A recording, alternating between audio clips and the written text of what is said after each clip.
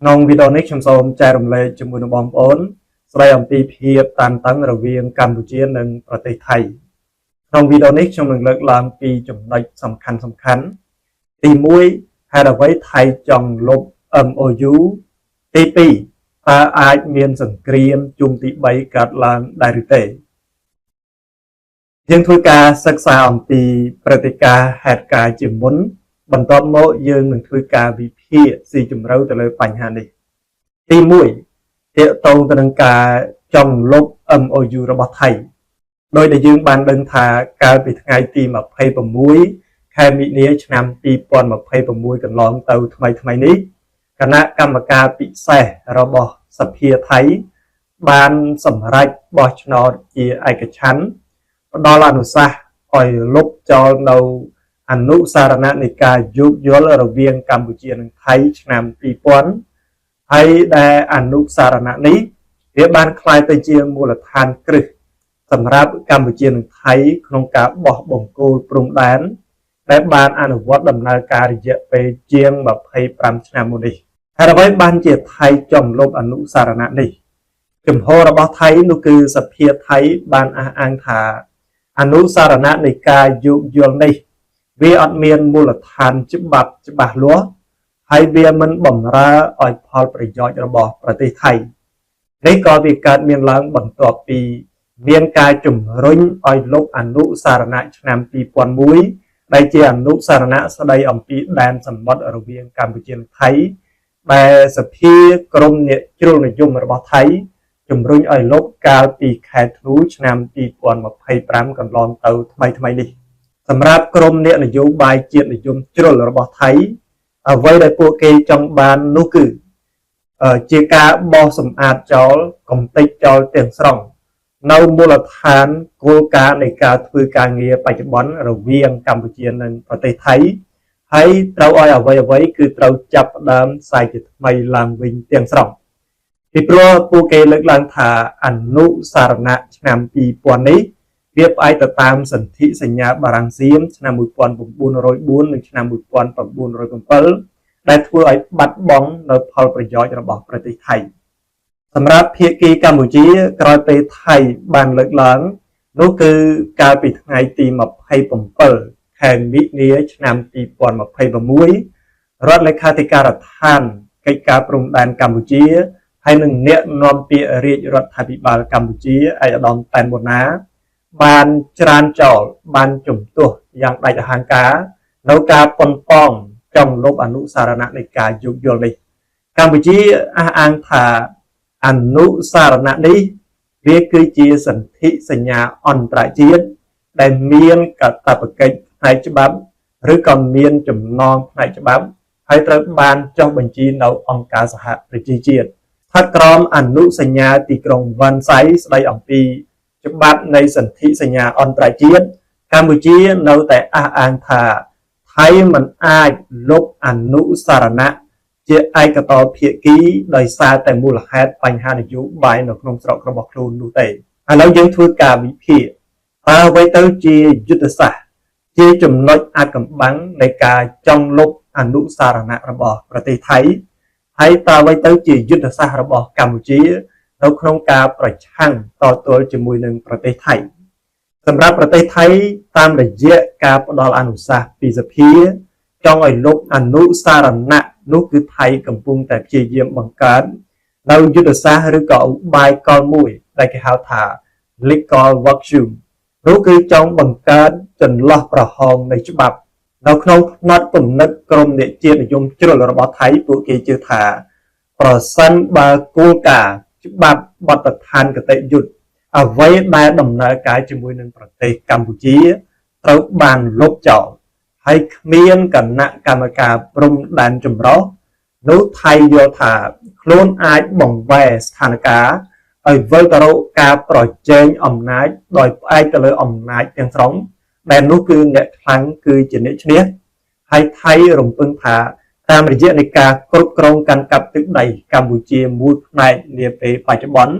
รู้คือเวียนเมียนพอประโยชน์โดยการกันกับสอบฉบับตามระยะการประปราแผนที่จะไอกระต่อเพียกีระบบครูดแล้วเป็นนี้สำหรับนโยบายไตขนมระบบไทย នោះគឺពួកគេកំពុងតែប្រើប្រាស់ខែលជាតិនិយមដើម្បីពង្រឹងនៅការគ្រប់គ្រងក្រុមអ្នកជាតិនិយមជ្រុលរបស់ថៃកំពុងតែប្រើប្រាស់បញ្ហាព្រំដែនដើម្បីបង្ហាញពីភាពខ្លាំងរបស់ពួកគេទៅកាន់ប្រជាពលរដ្ឋថៃដែលទៅតែបោះឆ្នោតគ្រប់គ្រងដោយពង្រឹងនៅចំហរបស់ខ្លួនថាពួកគេគឺជាអ្នកការពារនៅមាតុភូមិប្រឆាំងទៅនឹងការឈ្លានពានពីប្រទេសជិតខាងសម្រាប់កម្ពុជាអះអាងផ្ទុយពីអ្វីដែលជាការអះអាងរបស់ប្រទេសថៃ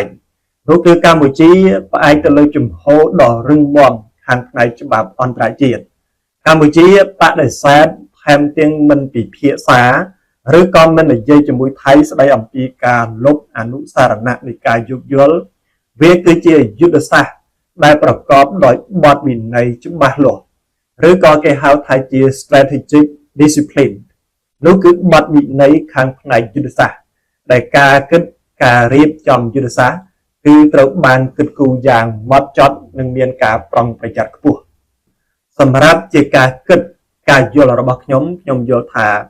ក្នុងផ្នត់គំនិតអ្នកនយោបាយកម្ពុជានាពេលនេះគឺមើលឃើញលក្ខណៈពិសេសដ៏សំខាន់មួយរបស់ខ្លួន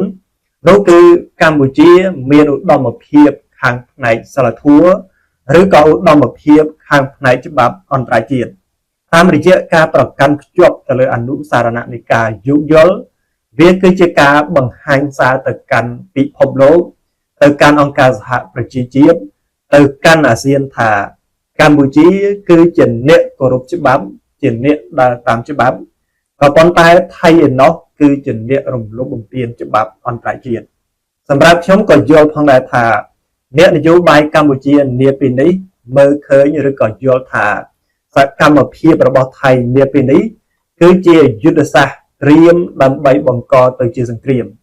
ហើយប្រសិនបើមូលដ្ឋានកិច្ចការងារគតិយុត្តត្រូវបានលុបបំផ្លាញប្រសិនបើសង្គ្រាមផ្ទុះឡើងសាជាថ្មីនោះពិបាកនៅក្នុងការបន្ធូរបន្ថយនៅភាពតានតឹងពីព្រោះផ្អែកតាមរបាយការណ៍ដែលបានលើកឡើងទាំងកម្ពុជាទាំងថៃនាពេលនេះគឺសុទ្ធតែបានត្រៀមខ្លួនរួចរាល់សម្រាប់ការធ្វើសង្គ្រាមហើយនេះបើសង្គ្រាមជុំទី3ផ្ទុះឡើងវាអាចមានភាពខ្លាំងក្លាជាងមុនប្រសិនបើយើងព្យាយាមស្វែងយល់ឲ្យស៊ីជម្រៅជាងនេះទៅទៀតយើងអាចលើកឡើងជាសំណួរថាតើអ្វីទៅជាសារដែលថៃចង់បញ្ជូនឲ្យកម្ពុជាហើយតើកម្ពុជាបញ្ជូនសារតបយ៉ាងដូចម្តេចសម្រាប់ប្រទេសថៃនាពេលនេះគេចង់បញ្ជូនសារទៅឲ្យកម្ពុជាថាសម័យកាលដែលពិភពលោកគោរពច្បាប់អន្តរជាតិសម័យកាលដែលថៃប្រកាន់អរិយាប័ត្រទន់ភ្លន់ចំពោះកម្ពុជាសម័យកាលដែលថៃអនុវត្តទៅតាមបទដ្ឋានជាមួយនឹងប្រទេសកម្ពុជាគឺត្រូវបានបញ្ចប់ទាំងស្រុងតាមរយៈការចង់លើកឡើងអំពីការលុបចោលអនុសារណៈនោះគឺថៃមិនត្រឹមតែចង់និយាយអំពីផែនទីជាមួយកម្ពុជានោះទេក៏ប៉ុន្តែចង់បង្ហាញពីអំណាចចង់បង្ហាញពីការគំរាមកំហែងហើយលើពីនេះថៃកំពុងតែផ្ញើសារអំពីភាពមិនប្រកបប្រជាភាពដែលពិបាកព្យាករណ៍នៅក្នុងនយោបាយអន្តរជាតិថៃចង់ឲ្យកម្ពុជាមានអារម្មណ៍ថាស្ថានភាពពិភពលោកនាពេលបច្ចុប្បន្ននេះ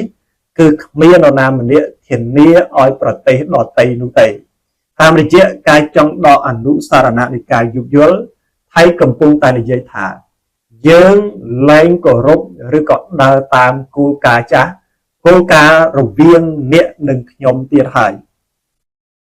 ប្រសិនបើអ្នកចង់បានព្រំដែនដែលមានស្ថិរភាពចង់បានព្រំដែនដែលមានសន្តិសុខនោះគឺអ្នកត្រូវតែវិលត្រឡប់មកសុំយើងចរចាហើយយកព្រមសម្បទានឲ្យយើងតាមអ្វីដែលជាការទាមទារការចង់បានរបស់យើងហើយលើពីនេះសម្រាប់ក្រុមអ្នកជាតិនិយមជ្រុលរបស់ថៃពួកគេកំពុងតែបង្ហាញទៅកាន់កម្ពុជាថានាពេលនេះថៃមិនខ្វល់អំពីបញ្ហាអន្តរជាតិនោះទេថៃមិនខ្វល់អំពីសម្ពាធឬក៏ការជំរុញពីអន្តរជាតិនោះទេថៃខ្វល់តែអំពីប្រជាជនថៃតែប៉ុណ្ណោះហើយគេចង់បង្ហាញថាប្រជាជនថៃនាពេលនេះភាគច្រើនលើសលប់មិនសប្បាយចិត្តជាមួយកម្ពុជាកំពុងតែខឹងសម្បាយជាមួយកម្ពុជាហេតុនេះយើងស្ម័គ្រចិត្តប្រឈមមុខខាងផ្នែកការទូត ដើម្បីផ្គប់ចាត់ក្រុមនិជាតិនិយមថៃហើយអ្នកមិនត្រូវយល់ថាថៃនឹងផ្ដល់អាទិភាពទៅលើការចរចាទៅលើការទូតជាងការទាមទារឬក៏ការចង់បានរបស់ប្រជាជនថៃនោះទេលើពីនេះប្រសិនបើយើងព្យាយាមស្វែងយល់អំពីផ្នត់គំនិតក្រុមនៃយុទ្ធសាស្ត្រថៃគេអាចយល់ថាថៃរំពឹងថានៅពេលដែលបង្កើតឲ្យមានភាពតានតឹងរឹតតែខ្លាំងបង្ហាញពីភាពកក្លឿនបង្ហាញពីអំណាចរឹតតែខ្លាំង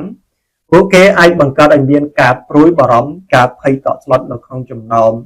អ្នកនយោបាយឬក៏ប្រជាជនកម្ពុជាហើយពួកគេនឹងមើលថាតើអ្នកនយោបាយកម្ពុជានឹងព្រមបិទផ្នែកបិទប្រជាឬក៏យកព្រមសម្បទានទៅតាមការចង់បានរបស់ខ្លួនដើម្បីរក្សានៅអនុសារណៈនៃការយោគយល់ដែរទេក៏ប៉ុន្តែសម្រាប់កម្ពុជាសារដែលកម្ពុជាផ្ញើទៅកាន់ប្រទេសថៃវិញនោះគឺនៅតែច្បាស់លាស់មានបទវិន័យដោយផ្អែកទៅលើគោលការណ៍និងច្បាប់អន្តរជាតិនោះគឺកម្ពុជាបង្ហាញអំពីការមិនអាចរំលោភបំពានបានតាមរយៈការច្រានចោលការជំទាស់នៅការលុបចោលនៃអនុសារណៈកម្ពុជាកំពុងតែផ្ញើសារទៅកាន់ថៃថាអ្នកមិនអាចយកបញ្ហាត្រាមាផ្ទៃក្នុងរបស់ខ្លួនភាពរញ៉េរញ៉ៃនៅក្នុងនយោបាយផ្ទៃក្នុងរបស់ខ្លួនចង់ផ្លាស់ប្ដូរតថភាពពិតសន្តិសុខនិងព្រំដែនរវាងកម្ពុជានិងថៃបាននោះទេហើយក៏មិនអាចយករឿងត្រាមាផ្ទៃក្នុងរបស់ខ្លួនទៅផ្លាស់ប្ដូរច្បាប់អន្តរជាតិបាននោះដែរហើយអ្វីដែលកម្ពុជាចង់ផ្ញើសារទៅកាន់ថៃរឹតតែច្បាស់នោះគឺបញ្ហាបូរណភាពទឹកដីនិងអធិបតេយ្យភាពរបស់យើងមិនមែនជាទំនិញសម្រាប់តថ្លៃសម្រាប់ចរចាជាមួយនឹងវិបត្តិនយោបាយផ្ទៃក្នុងរបស់អ្នកនោះទេលើពីនេះសម្រាប់កម្ពុជាក៏កំពុងតែព្យាយាមយកអន្តរជាតិច្បាប់អន្តរជាតិនិងស្ថាប័នអន្តរជាតិធ្វើជាសាក្សីនៃការរំលោភបំពានរបស់ថៃមកលើប្រទេសកម្ពុជានាពេលនេះកម្ពុជាអាចនិយាយរំលងថៃទៅប្រាប់អង្គការសហប្រជាជាតិទៅប្រាប់សហគមន៍អាស៊ានដែលសាររបស់កម្ពុជាខ្លីច្បាស់នោះគឺយើងជាអ្នកគោរពច្បាប់អន្តរជាតិហើយជាអ្នករំលោភបំពានច្បាប់អន្តរជាតិហើយបើទំនាស់កើតឡើងនោះគឺគេត្រូវដឹងឲ្យច្បាស់ថាតើនរណាជាអ្នកបង្កទំនាស់នេះអ្នកណាជាអ្នកបោះបង់ចោលនៅច្បាប់អន្តរជាតិចំណុចដ៏សំខាន់ជាងនេះទៅទៀតនោះគឺ